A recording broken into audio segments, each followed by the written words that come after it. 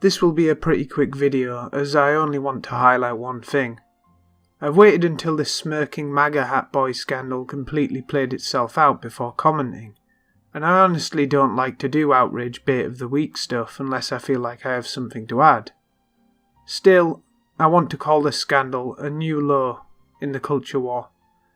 And the reason I want to call it that is that we've reached a level where we are no longer talking about overreaction to potentially politically incorrect things, but overreaction to non-events, in which, when you actually sum up what happened, pretty much nothing did.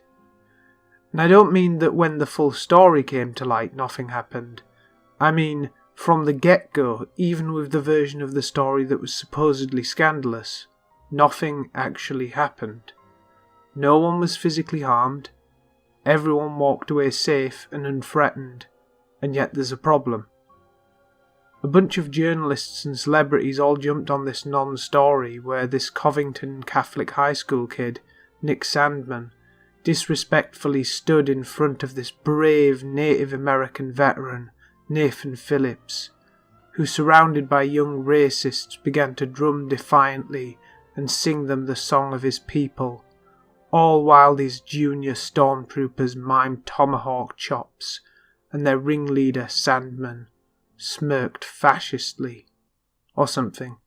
Of course, it turned out that Nathan Phillips was not a veteran, is a practiced scandal monger, had actually moved into their crowd and not the other way around. The kids had been waiting for their coach while being racially abused by black Hebrew Israelites, and the initial more limited video had been percolated by bot accounts. So we all know by now that the original story was bullshit. However, to me that's not the point. Focusing on the Blue Check Brigade getting the facts wrong de-emphasises the fact that nothing happened to begin with. Even if Sandman had walked up to Nathan Phillips and he was a veteran and wasn't a fraud and everything happened as they say, who fucking cares? There's no story here. Yet it blew up into death threats. Who cares if some kids somewhere were disrespectful? Some kids were mildly rude if you squint at it sideways isn't really a national news story that means something larger for the culture.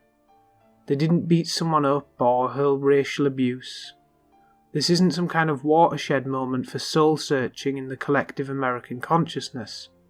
This is nothing.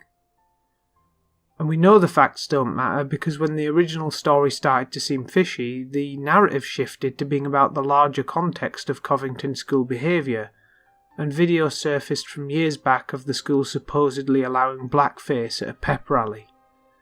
Many said that it didn't matter that the kid hadn't approached Phillips. He still deserved to have his life ruined because he was wearing a MAGA hat, which is the new swastika. So the goalposts simply shifted.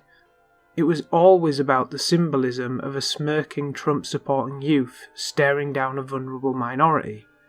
It doesn't matter how you got to that point.